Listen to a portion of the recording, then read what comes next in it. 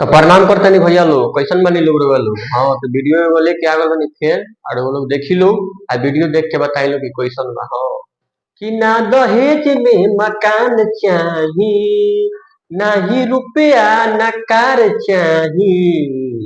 अरे सुना समधी महान बाए के आरमान, हमके बीबी स्मार्ट चाही।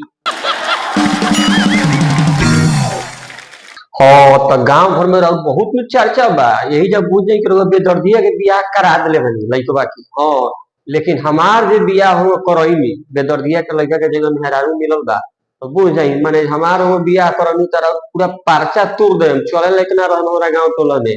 हाँ हमार बीबी चाहिए जौन एकदम सुपर स्मार्ट।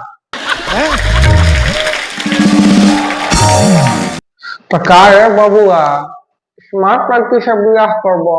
ए बाबू स्मार्ट तो मिली लेकिन ओकरा खातिर काठी काठी करबो?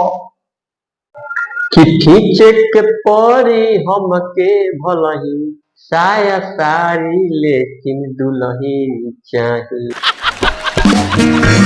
कि भइल ना सुहाग रात ओ भई, हमके दुल्हन चाही। भल जाई गोवा चाहे दिल्ली, हमके दुल्हन चाही।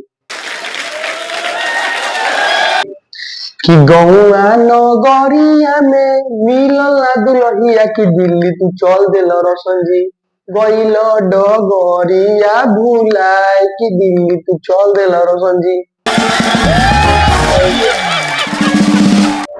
तो नमस्कार प्रणाम भाई लोग, कैसन बानी लोग। तो वीडियो कैसन लागल हो, अगर वीडियो अच्छा लगता तो एगो लाइक, एगो शेयर, एगो कमेंट आ सब्सक्राइब करी लो। बड़ी मेहनत लागता ऐसा वीडियो बनाने में भाई लोग। हाँ मैंने साहब बुझ जाई रात दिन हो जाता, तो वीडियो देखी लो आ वीडियो में बताई लो कि वीडियो कैसन लगता। आ वीडियो लोग एक से एक मिली बढ़िया बढ़िया मैंने मिली हमारे चैनल पर, जहाँ चैनल के नाम हमारे KP यादव ऑफिशियल। तो वो लोग जाई लो वीडियो देखी। जय हिंद जय भारत, प्रणाम।